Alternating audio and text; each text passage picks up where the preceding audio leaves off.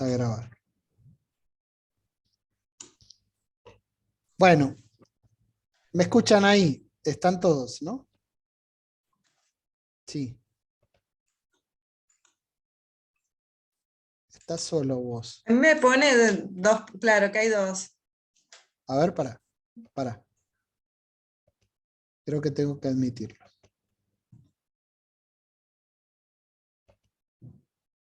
Ahí está. Ahí está. Ahí está, buenísimo. Bueno, buenísimo. Seguimos. Ahora nos podemos quedar hasta mañana. Bueno, ya estamos grabando esta segunda parte. Ahí viene Lucio, lo voy a admitir. Bien. Entonces, seguimos con esta parte. ¿Qué pasa entonces? ¿Para qué les dije todo el tema de las tribus de Israel? Porque ahora toman fuerza esto. Dice, ¿cuál es el plan de Dios? ¿Para qué nos eligió a nosotros? ¿Para qué nos eligió? Entonces, bien, nosotros tuvimos que sufrir un montón de cosas, qué sé yo. Ahora los gentiles, ¿qué hay que hacer? Llevar el mensaje, el evangelio. Claro, pero también lo que los judíos decían, ellos tienen que cumplir la ley, igual que Claro, nosotros. ¿por qué llevárselo de arriba? Claro. Una cosa así. O sea, Sin porque es fácil para embargo, él. la ley era un pedagogo, ¿Sí? era una enseñanza, no era absoluta. La circuncisión era un rito para que el pueblo cumpliese lo que Dios le iba diciendo. Pero no era un rito eterno. De hecho, al tiempo de Jesús, había más o menos 630 prescripciones. 630. ¿Cómo hace para decirle a los gentiles, encima que le tenés que dar una nueva religión, decirle, Sí. tenés que cumplir 630 prescripciones? No lo hace nadie. Y aparte porque es lo que dice Pablo en Gálatas, que la ley ha muerto, pero no la ley de los mandamientos, sino las prescripciones de la ley.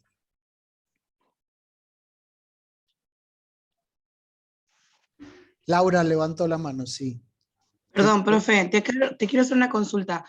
¿Y ellos por qué fueron agregando, o sea, no sé si me es desubicada mi pregunta, pero ¿con qué autoridad ellos le agregan leyes? No, con las mismas deseos de que se cumpliese, porque ¿qué era lo más importante para ellos? El templo.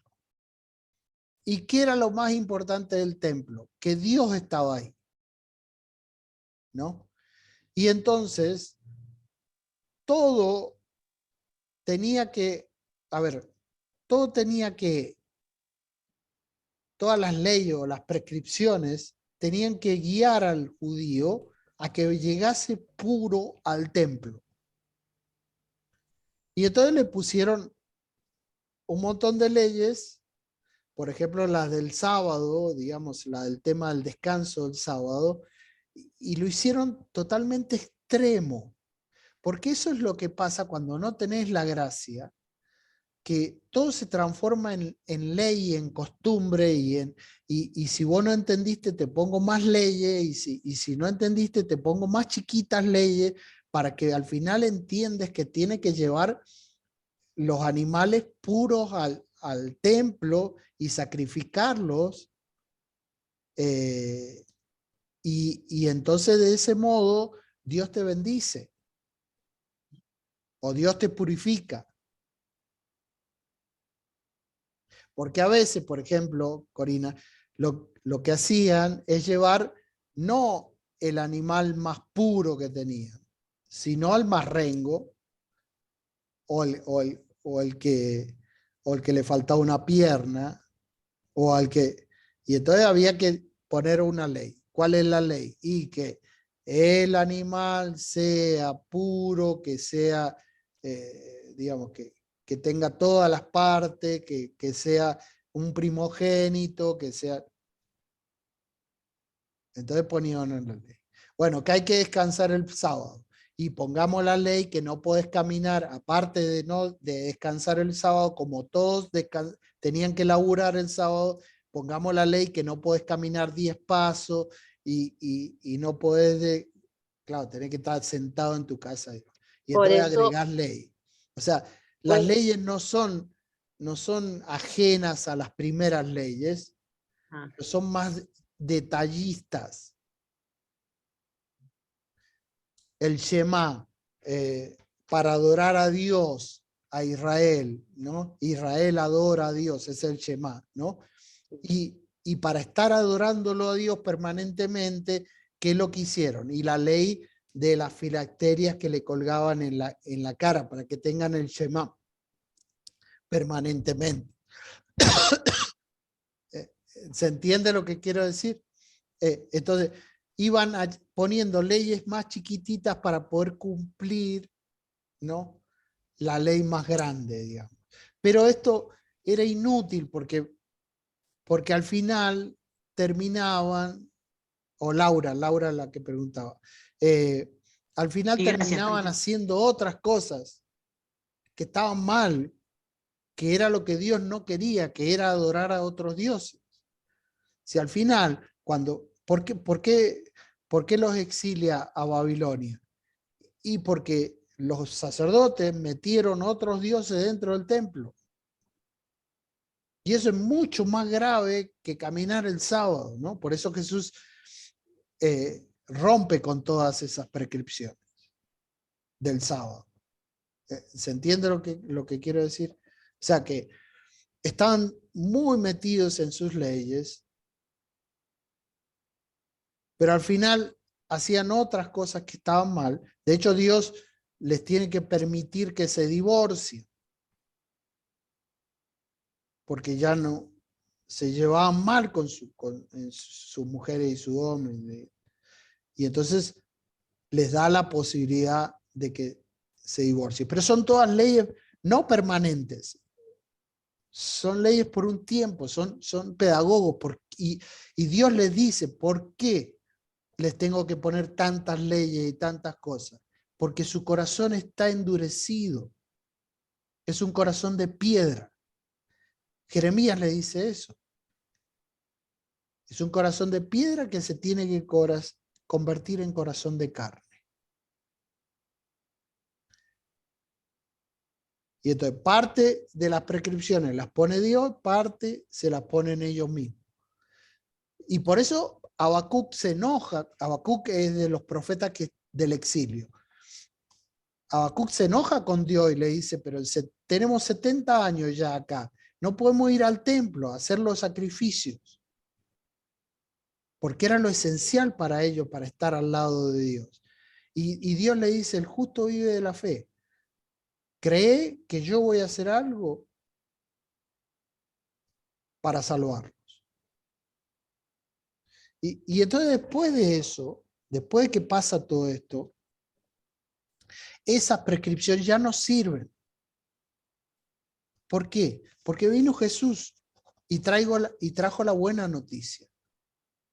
Y con la buena noticia trae lo que a ellos les falta, que es el Espíritu Santo, o sea, la fuerza para cumplir la ley. Entonces ya no hace falta la circuncisión. Ya no hace falta los sacrificios de animales.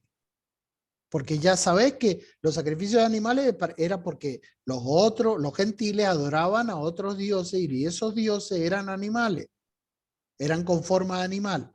Entonces ahora ya con solo decirte que no adores a otro Dios, sino al Dios verdadero, basta.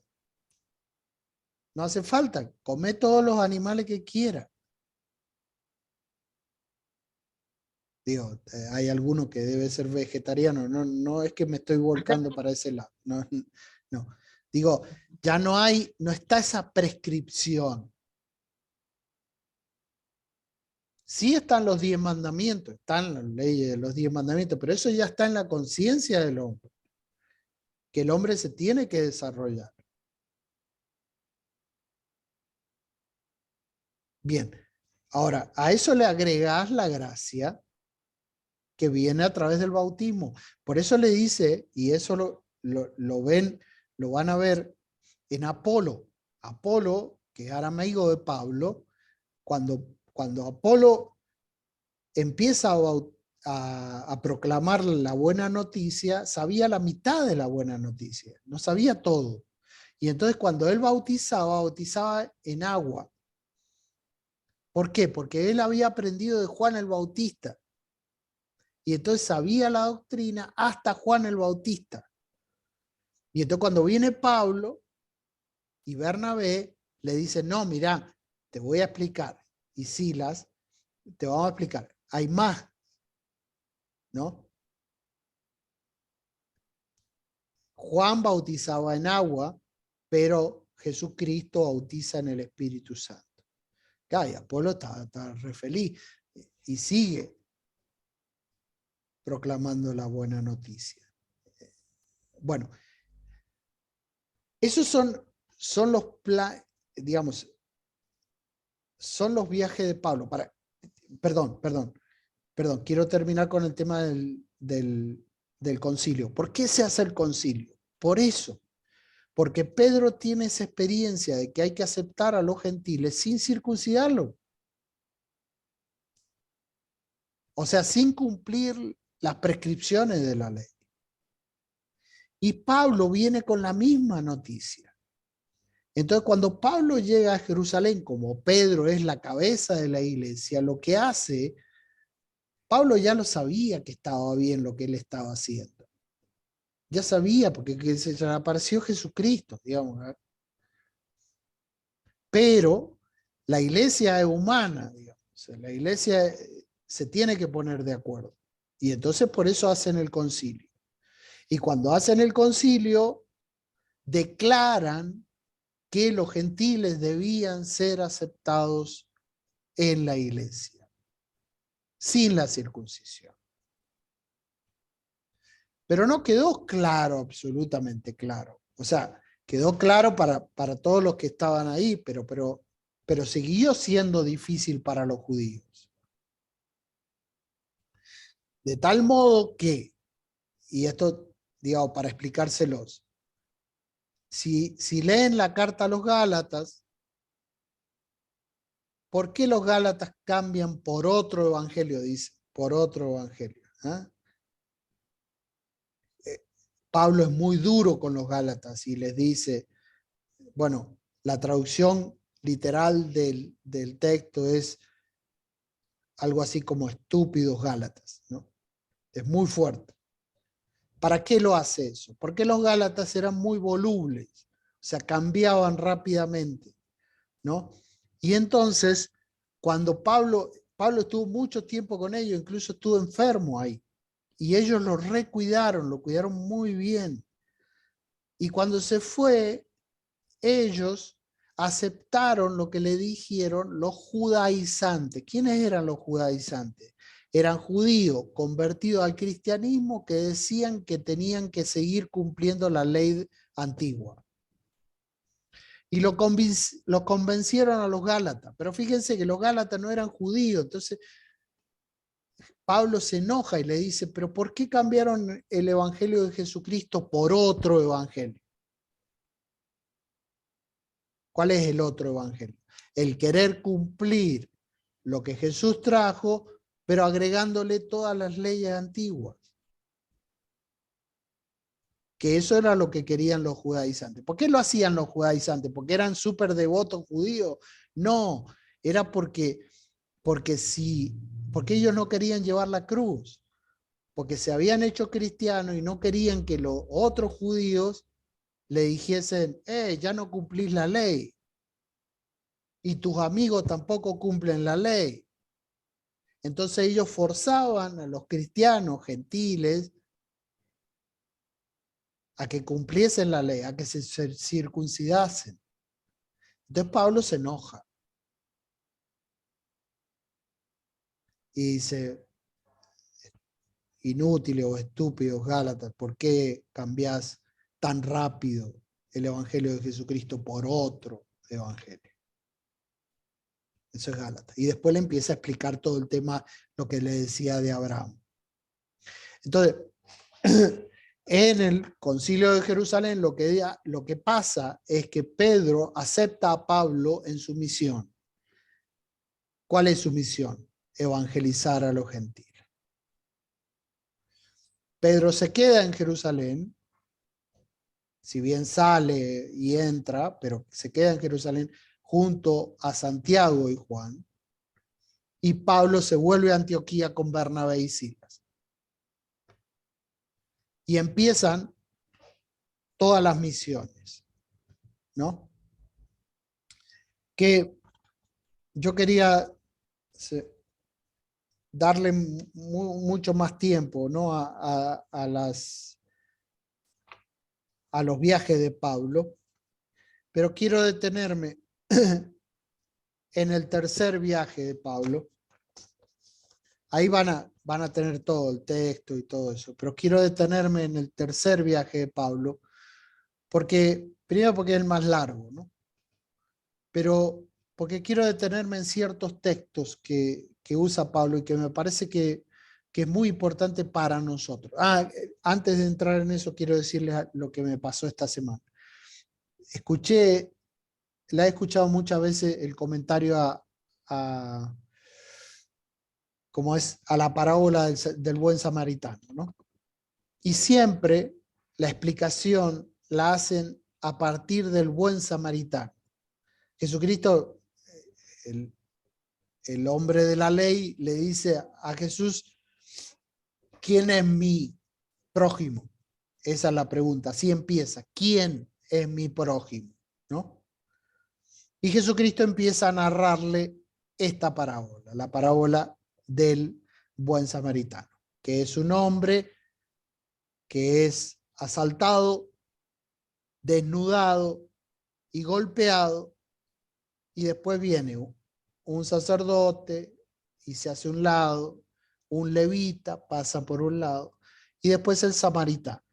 Y el samaritano lo cura, y no solamente no lo cura, sino está hasta que se sana, ¿no? Entonces siempre decimos, el prójimo es este samaritano. Pero esta semana escuché a un sacerdote dándole un exégeta, ¿no? Dando la explicación de esta parábola, y lo pone al prójimo en el herido. Dice, el herido es el que ve toda la situación. Toda. Desde que le sacan la identidad porque lo desnudan y le agregan otra identidad que es golpearlo, las heridas.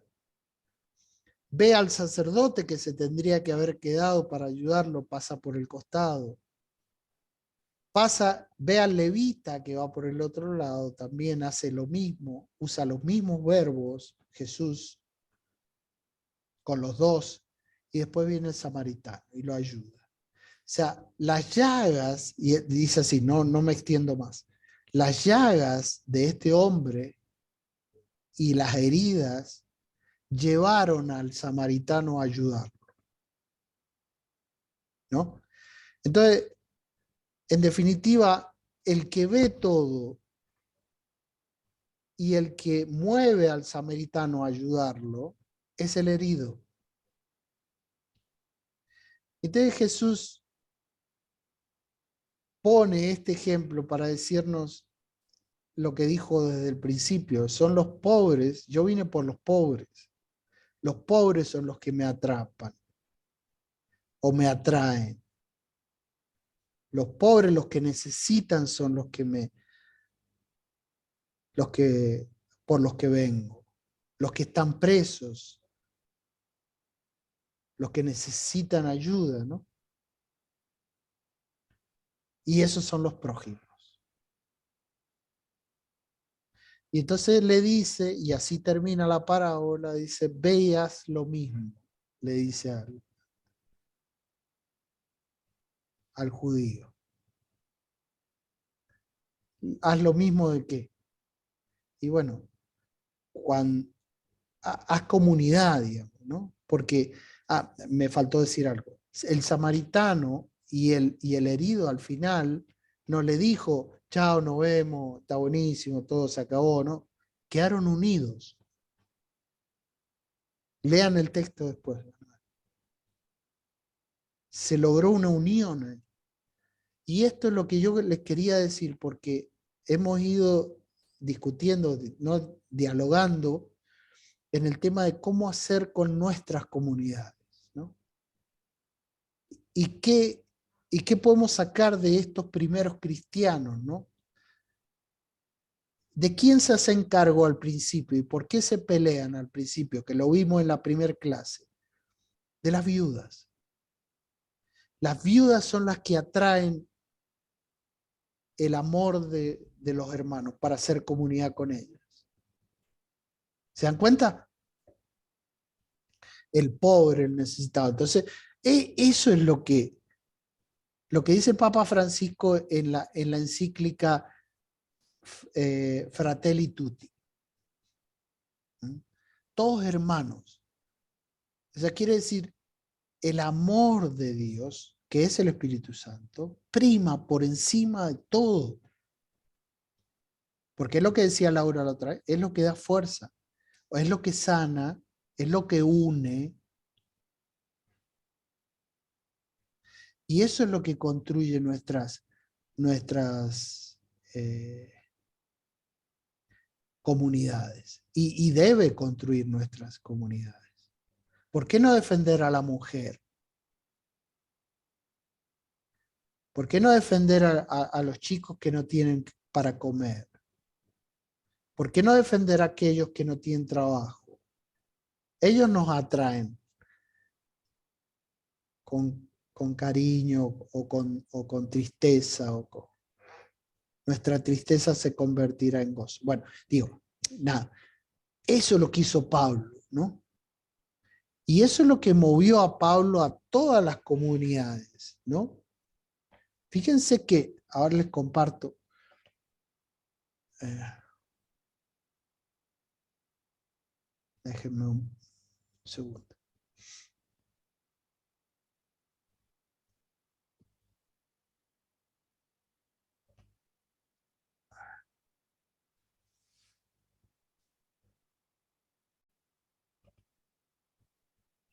Denme un segundo ya.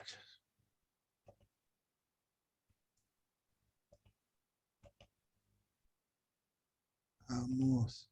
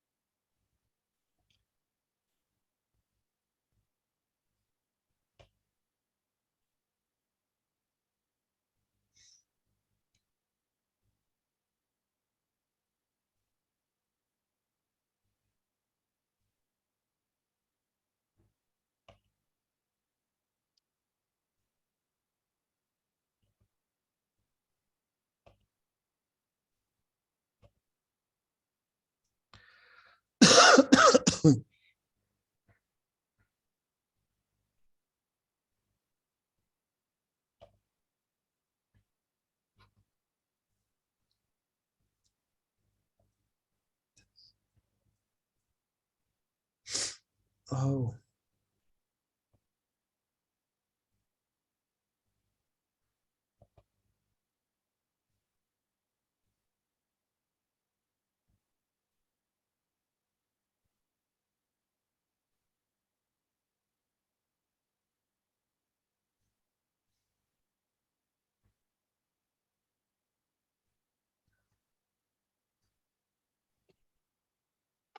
A ver si ahora puedo.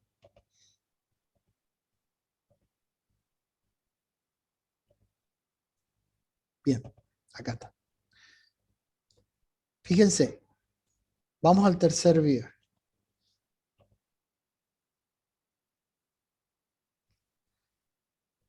Misión de Pablo, el tercer viaje, ¿no? El primer viaje misionero de Pablo. Acá yo hice, se los dejé, después está todo escrito, ¿no? Y explicado cada uno de los viajes. Si tienen duda, digamos, porque hubiera querido tener muchísimo más tiempo, porque esto es una cosa espectacular. Lo voy a seguir la semana que viene porque tengo un montón de cosas, pero pregunten durante la semana, ¿no? Si hay cosas que no saben. El primer viaje de Pablo, el segundo viaje de Pablo, el tercer viaje de misionero Pablo, que lo voy a hacer ahora, y la semana que viene me voy a dedicar al primer arresto de Pablo, segundo arresto de Pablo, ¿no? Y después a la unión de estos primeros cristianos con nosotros, ¿no? Bien, sigamos. Vamos a los textos, que eso es lo que me interesa.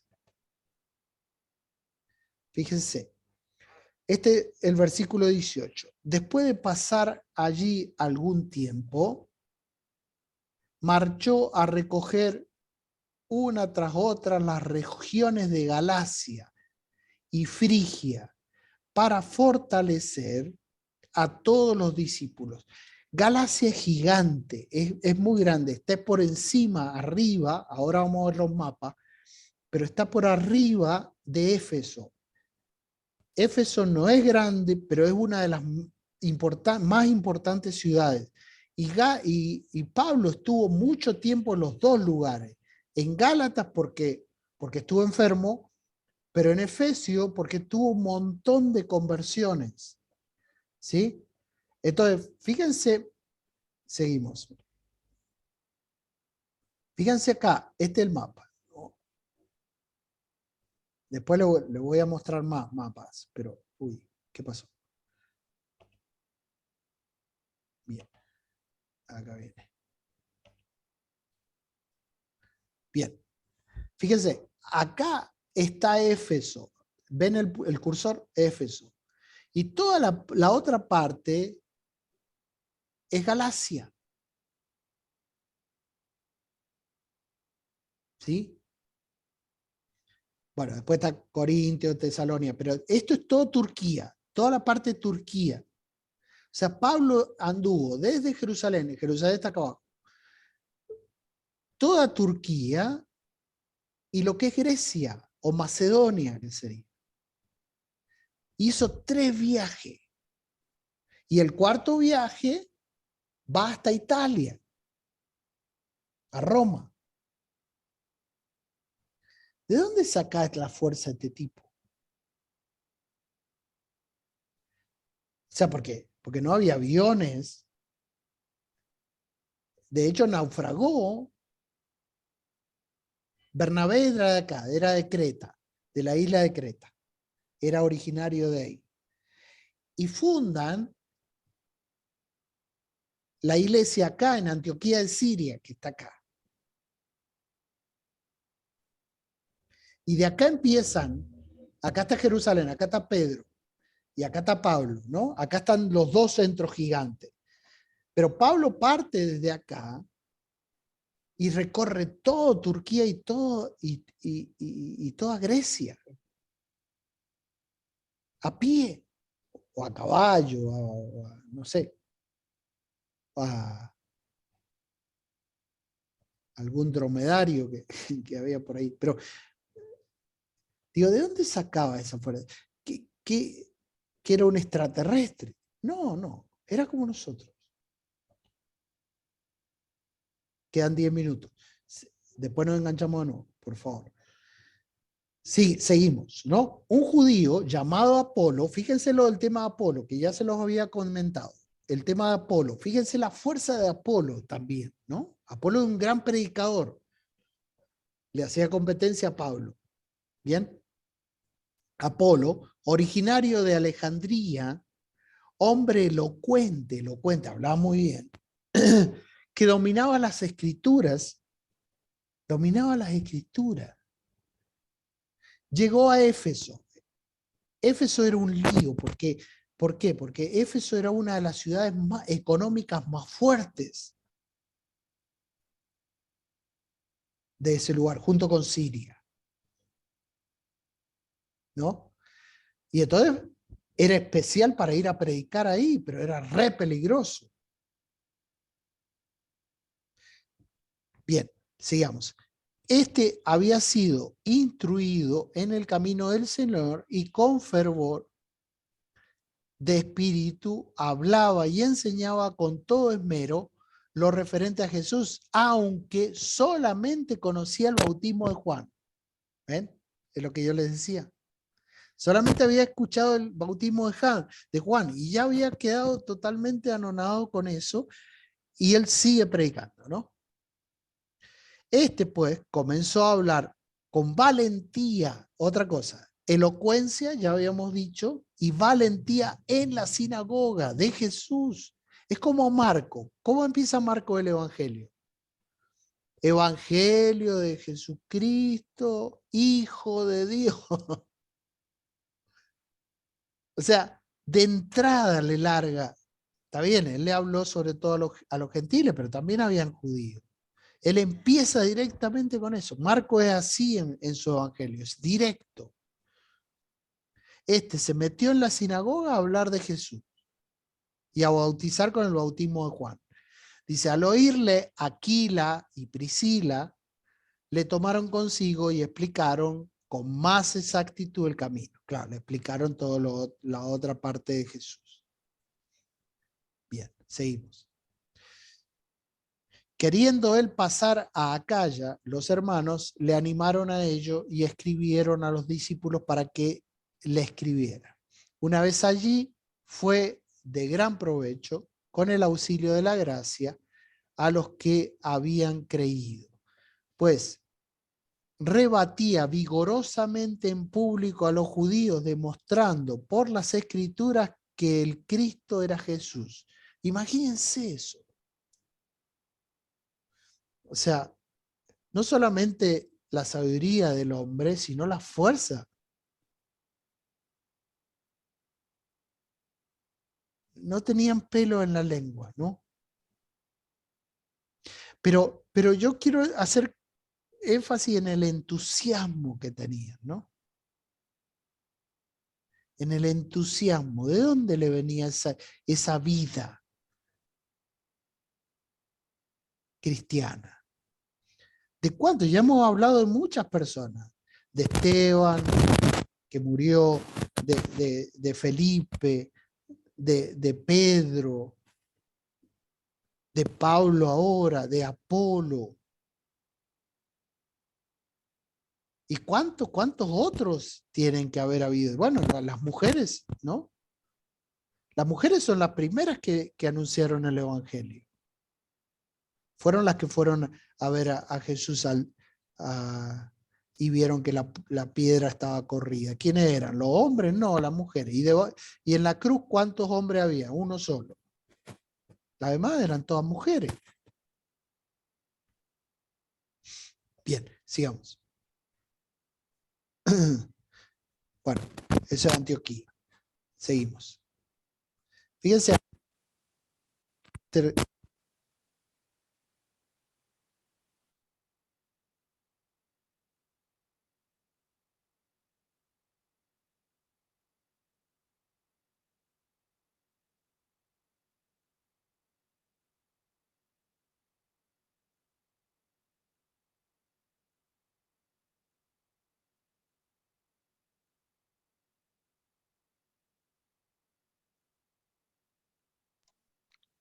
Profe, no te escucho, no sé si los demás lo escuchan.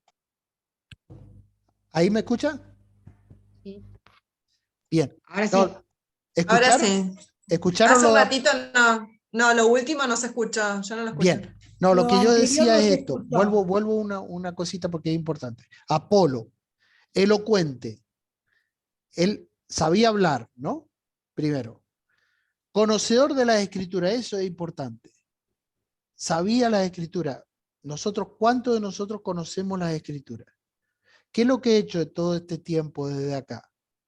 ¿De dónde he sacado todo? De las escrituras. ¿De quién he hablado? De todas personas que están en las Escrituras. ¿Se entiende? El Espíritu Santo, ¿de dónde está? Dice, y no estaba entrenado completamente. Oh, no, pero ¿qué voy a ir a predicar si no sé todo el catecismo? Es que necesitas saber todo el catecismo para hablarlo. Tenés que saber toda la Biblia para hablarlo. Decí un versículo que te gustó y vas a ver el bien que vas a hacer. ¿Se entiende lo que quiero decir? Esta gente es entusiasmo, vuelvo a repetir, entusiasmo. Habíamos hablado de la fuerza, habíamos hablado de la comunidad, el estar unidos en comunidad. Hemos hablado de rezar juntos, de partir el pan juntos. Ahora ese entusiasmo, el entusiasmo, le agrego a esta clase. Ese entusiasmo de que da la vida, ¿no? La vida que habíamos dicho, somos engendrados en Cristo. Traten de digerir esta y de meter en la cabeza esta palabra. Somos engendrados en Cristo. Quiere decir, tenemos la misma vida de Cristo. ¿Qué es la vida de Cristo? El Espíritu Santo. Está en nosotros. Ocurrió que mientras Apolo estaba en Corinto, Pablo atravesó las regiones altas y llegó a Éfeso. Pablo llegó a Éfeso. Y encontró a algunos discípulos. Esto es importante porque acá se juega la vida Pablo. Les preguntó, ¿recibieron el Espíritu Santo? Fíjense, directo. Se encontró con algunos discípulos y dice, ¿recibieron el Espíritu Santo cuando abrazaron la fe? Quiere decir, ¿los bautizaron? Ellos contestaron, pero si nosotros no hemos oído decir siquiera que haya Espíritu Santo. Entonces él replicó, pues, ¿qué bautismo han recibido? El bautismo de Juan, ¿no? Por lo del tema de Apolo. O sea, Apolo fue a Éfeso, lo bautizó con agua. Y después cayó Pablo. Y dice, ¿recibieron el Espíritu Santo? No. Entonces, ¿Pablo qué hace? ¿Se enoja con Apolo? No. Pablo añadió, Juan bautizó con un bautismo de conversión, diciendo al pueblo que creyeran en que había de venir después de él, o sea, en Jesús. Cuando oyeron esto, se bautizaron en el nombre del Señor Jesús. Y habiéndole Pablo impuesto las manos, vino sobre ellos el Espíritu Santo. ¿Vieron cuántas veces está el Espíritu Santo? Lo que yo les decía. Y se pusieron a hablar en lenguas y a profetizar. ¿Cuánto estudiaron? Nada. Eran en total unos 12 hombres. ¿Se dan cuenta? ¿Vieron qué lindo que está? ¿No? Qué lindo que es. Por eso yo le digo, salud y fuerza para nosotros son los primeros cristianos. No lo vean como, yo se los dije en la clase anterior, no lo vean como que diciendo, aquellos eran grandes, yo no puedo hacer eso. No, no, no, no, todo lo contrario. Yo soy igual que ellos. Si Pablo tenía el aguijón de la carne, ¿qué era el aguijón de la carne? Tenía tentaciones, estuvo enfermo, fue perseguidor de los cristianos, los persiguió y mató a no sé cuánto. Sin embargo, después, no,